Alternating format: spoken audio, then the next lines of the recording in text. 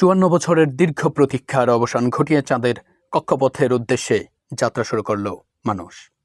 নাসার ঐতিহাসিক আর্টেমিস 2 মিশনে 4 নভোচারী এখন মহাকাশে। তারা পাড়ি দেবেন রেকর্ড পরিমাণ দূরত্ব।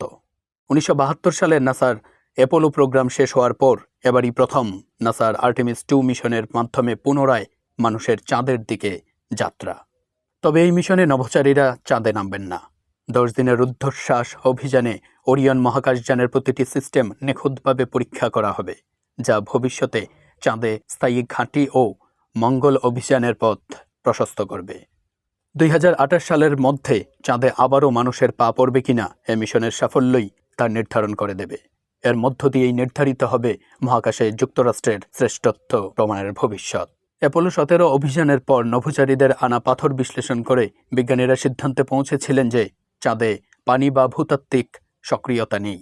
কিন্তু ভারতের পাঠানো চন্দ্রযান 1 চাঁদে পানির অস্তিত্ব আবিষ্কার করে এ আগ্রহকে আবার পুনরুজ্জীবিত করেছে।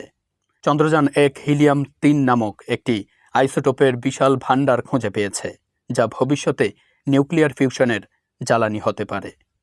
যুক্তরাষ্ট্রের কেনেডি স্পেস সেন্টার থেকে বার্তা সংস্থা AFP জানায়, বুধবার স্থানীয় সময় সন্ধ্যা প্রায় 6:35 GMT রাত 10:35 ফ্লোরিডার কেনেডি স্পেস সেন্টার থেকে কমলা সাদা রঙের রকেটটি বিকট গর্জন ছেড়ে আকাশে ওড়ে।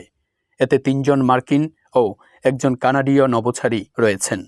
অভিযান শুরুর সময় নভোচারীদের পরনে ছিল নীল পাড়ের উজ্জ্বল কমলা রঙের পোশাক। এই দলে রয়েছেন যুক্তরাষ্ট্রের Reid Wiseman, Victor Glover, Christina Koch এবং কানাডার জেরেমি হ্যানসেন। রকেটটি যখন আগুনের ধারা ছুটিয়ে আকাশে ওড়াল দেয়, তখন নাসার কর্মী ও উপস্থিত হাজার হাজার দর্শক উল্লাসে ফেটে পড়েন।